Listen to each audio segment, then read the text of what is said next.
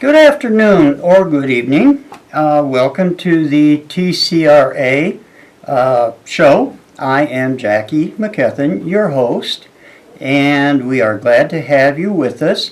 We have a guest coming, so when he gets here, I will have him come in. Anyway, I want you to, okay, this is our sponsor. Okay, TCRA, the Civil Rights Agenda, at 2129 Northwestern Avenue, Chicago. Okay, and if you would like to call and talk to them, you can do so at 773-235-8852. Again, 773-235-8852. Okay? And back to, and welcome, Jacob. Well, thank you, Jackie.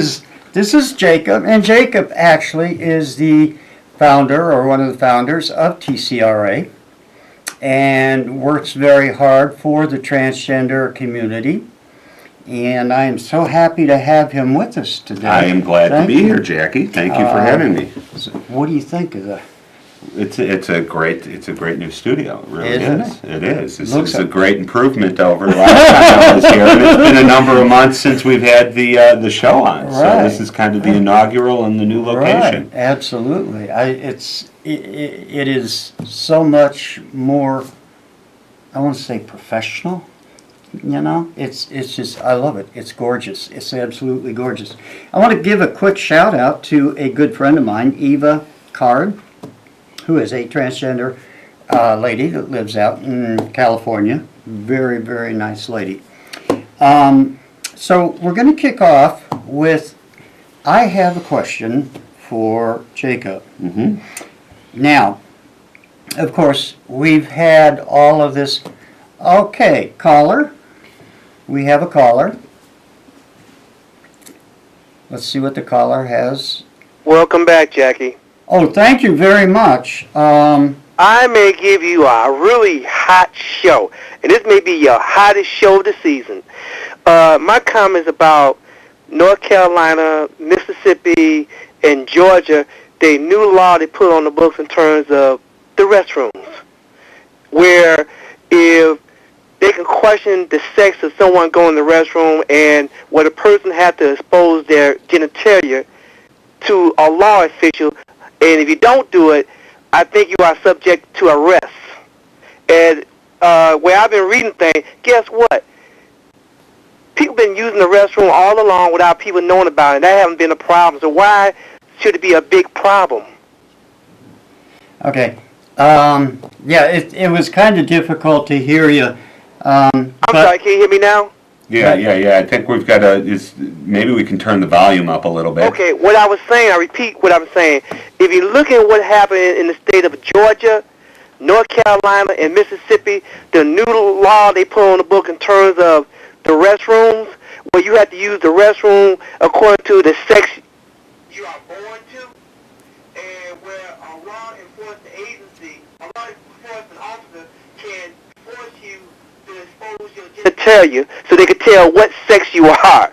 But guess what? People been using, transgender people have been using it for years. And why is it such a problem? Why is such a problem? I'm saying. Well, I think if I can answer that, this is something that we at the Civil Rights Agenda have been very active in. Since our last show, we've won a stellar victory before the Illinois Human Rights Commission against the Hobby Lobby for transgender discrimination against an employee.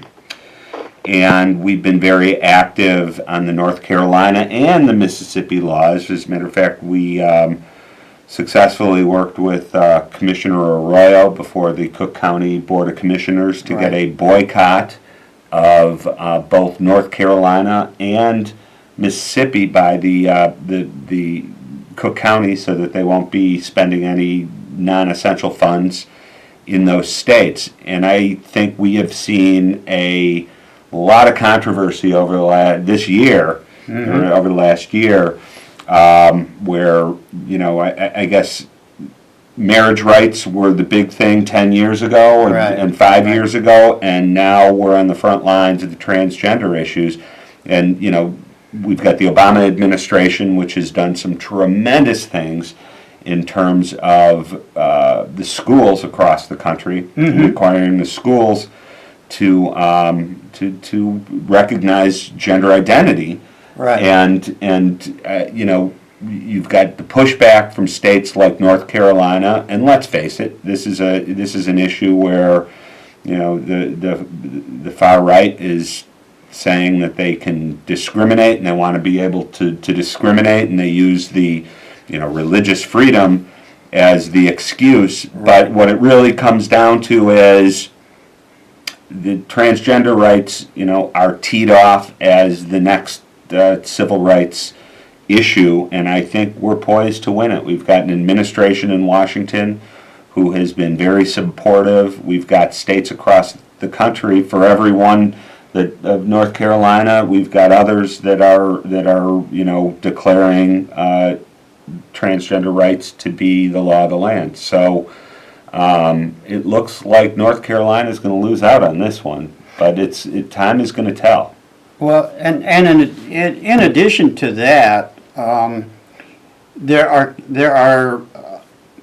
conservative states like Georgia, where the governor did not sign the bill, even though it was passed. Arizona, the same thing. I mean, Arizona, absolutely. There was even something in the paper about some gentleman from Mississippi that said he didn't care what the state law was. I guess he owns a resort or something, and he said he doesn't care what bathroom we use. Similar to Target. Target has done the same thing nationwide. They do not care what bathroom we use.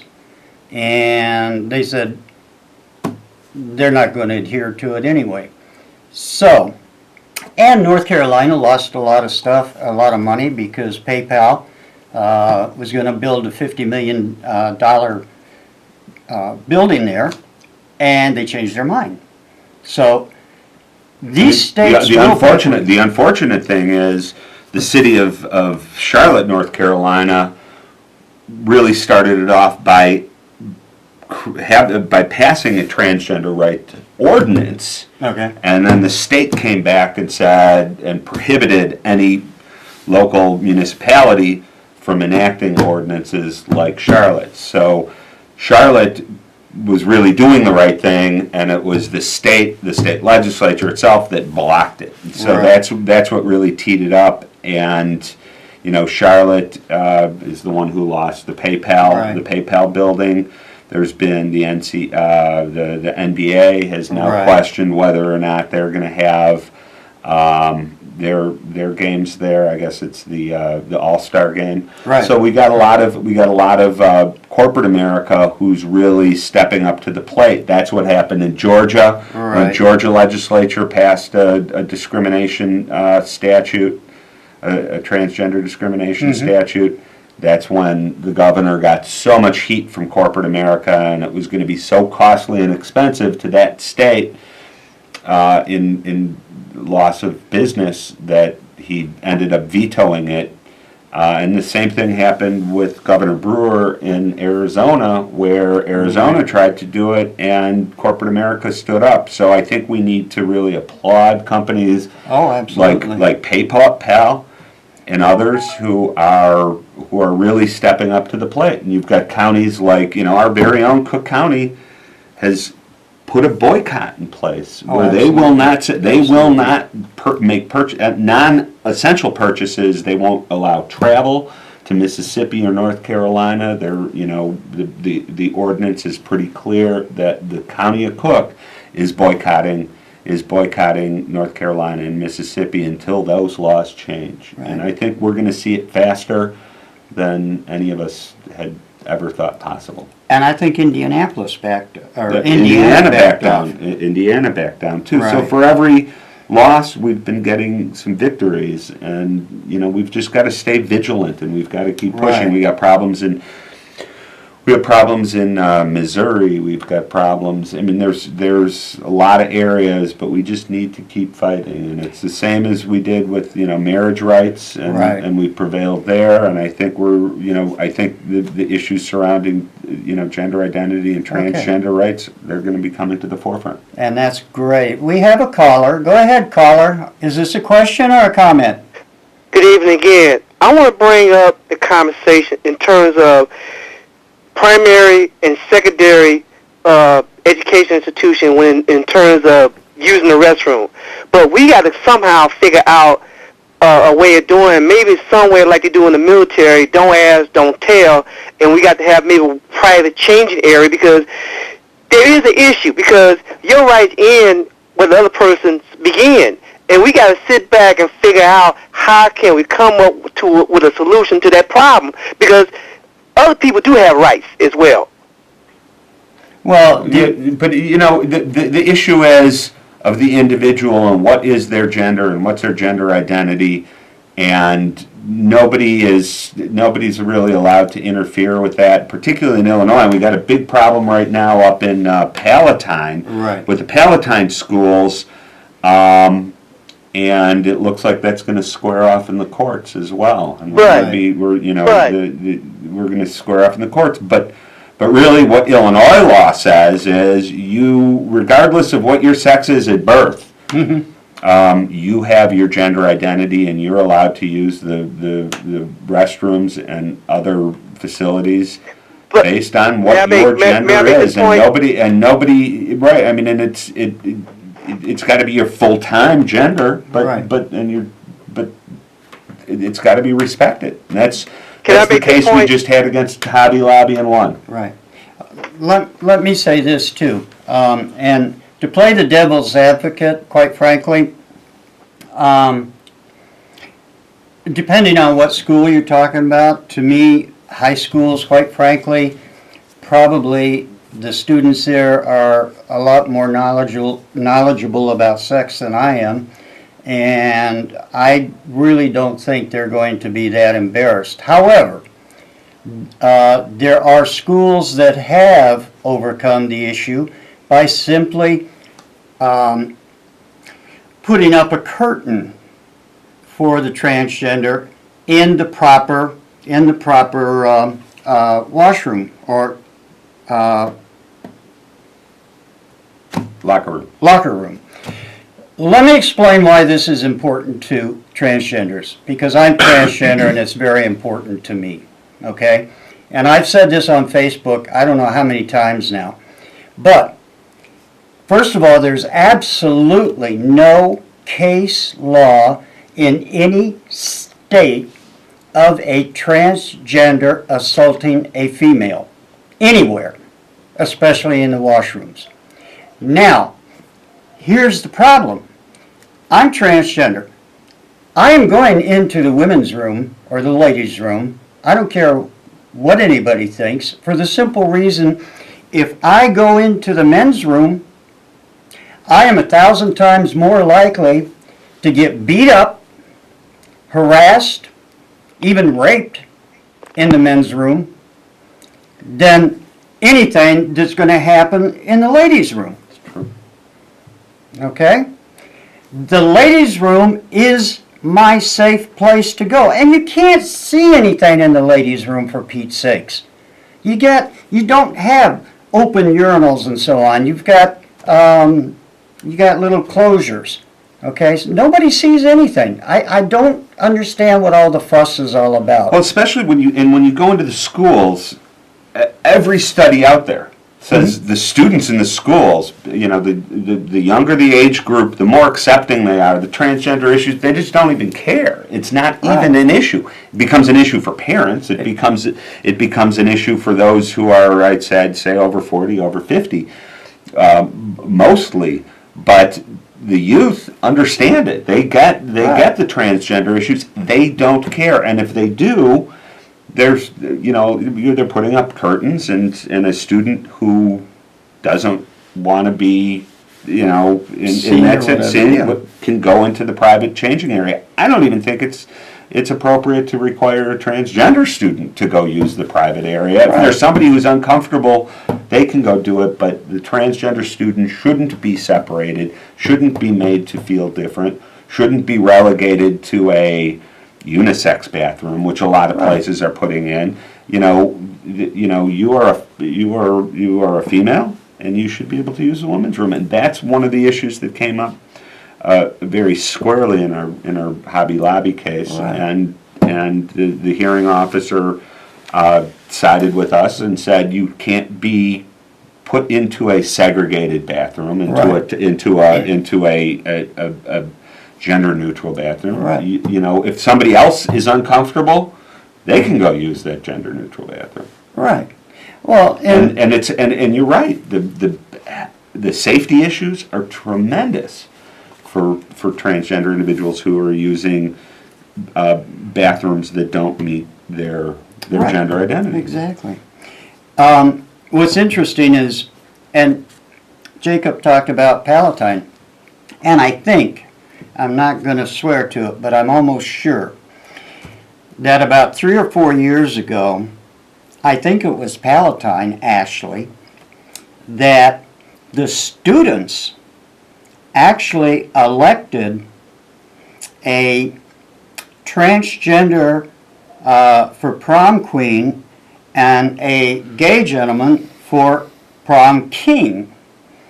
And the parents went wild and started raising all kinds of fuss about it. And the kids finally said, "Shut up, Mom and Dad. It's our prom. We'll elect whoever we want." So the kids don't care. No. We already know that 60% of those over the age of 50 have a hard time with the LGBTQIA community anyway. For those younger than 40, 60%, maybe more, actually have no problem with the LGBTQIA community.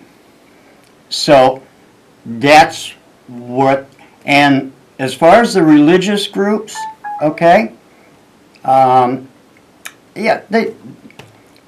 they just want to put their 2 cents in where it really doesn't belong, because, as Jacob said, it's a safety issue. I have a question for you. It's actually very interesting because we have we've got an issue right now that we're dealing with some of the religious universities. Okay. The very, and I won't say which denomination it is, but it's some of the most strict, and they're having issues because their students don't care. You've polling on their students, over 80% of them don't care about LGBT issues. They're totally fine with them. Transgender issues, and it's the elders in the church who are trying to impose these things, and now they're trying to grapple with how do they keep student enrollment up? How do they address this with their own students? And what we're finding is they're in a position right now where they're almost forced by their own membership, by their own students, to come full circle around to the issue of rights, the rights for LGBTQ individuals, and so this is on the religious right. This is an issue they know they have to deal with, and they are losing internally with their own people. The Republican Party, I understand, is now talking about removing one man, one woman from the Republican Party's official platform for the upcoming election because they know they've lost the issue. So we just have to keep pressure up. We have to keep pushing forward, making sure that what the young folks in this country know and understand continues to prevail. And that kind of leads me to the question I wanted to ask you, because it seems so coincidental that all of this is happening so close to the election. Just your opinion, because I have a sneaking suspicion that all of this ruckus about transgenders and the bathrooms is actually the Republicans' way of Creating a wedge issue. masking their women's rights poor Track record. track record. Well, I think it's a smokescreen, really. Well, the Republicans They're trying have to historically, I mean, we saw it with the marriage issue, where they had all these ballot initiatives that they were trying to push when George W. Bush was in president and was in office, you know, and seeking re-election. You know, it's the Karl Rove strategy of creating these wedge issues that try to divide and polarize people. But we've seen over and over and over again that what wins is the politics of addition, not the politics of subtraction. Right. We got to make sure that, you know, we're as inclusive as possible, that we call out the wedge issues for what they are, Right. which is nothing but unnecessary, divisive. It's basically hatred peddling. Right. And we got to it's just not. I think the American voter just is not going to put up with it. Well, these people who follow Trump scare me, but Well, I think this whole issue with the bathrooms basically is a scare tactic to try to get more women to come their way, and I don't really think it's going to work. I hope it doesn't. Okay, we have another caller. Hello, caller. I'm going to make my comment real quick. Jackie, Okay. you was right on the money in terms of the case law. Is people are so concerned about safety in the restroom. Why don't we, you know, it's an easy fix with that, all right? Come to, like, have a meeting of the mind. Why don't they have something like a panic button, and, you know, have more than one panic button in the restroom, and when they can have an audible alarm where you can holler help, that'll take care. That'd be a general purpose solution to everybody, and it should work.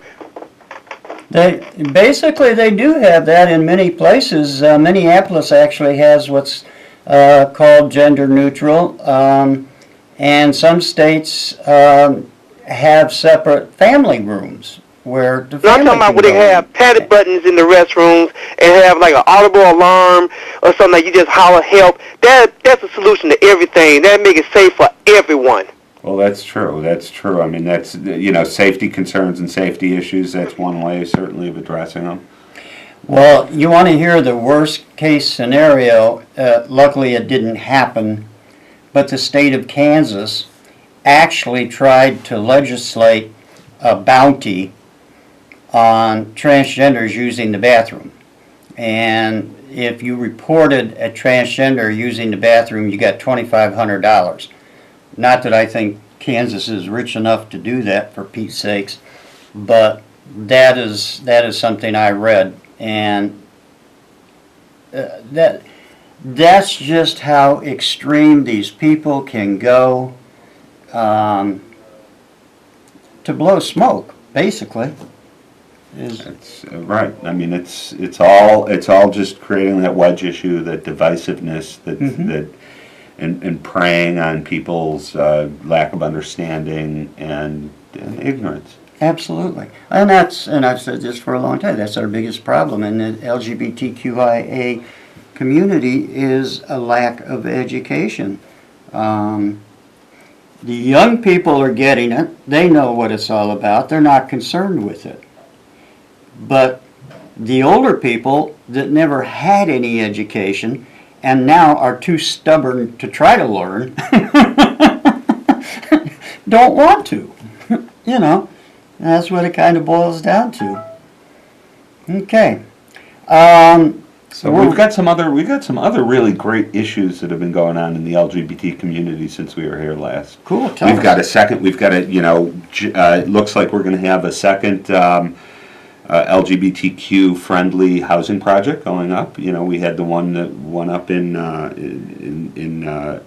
Boys Town area in Halstead, but now there's one going to be going up in the First Ward. And you had Alderman Joe Moreno, who was on probably around last year this time. Right. And he has really been tremendous working with some of the housing, those in the housing community, and it looks like there's going to be around some 80, 90 unit LGBTQ friendly housing project going up with affordable housing right in there, and that's going to be going up in the first ward. So that's some good stuff happening. There's a lot of good news. That is excellent. That's what we need. Again, we're out of time. Jacob, thank you so very much for coming. I hope you will Thank you come very again. much. I will. And keep us updated. And thank you all for watching, and those that got involved. We really welcome the involvement and glad to hear from you. So from me and Jacob and all of us here at CAN TV, thank you for tuning in, and we will see you next month, third Friday of every month at 6:30. Till then, goodbye.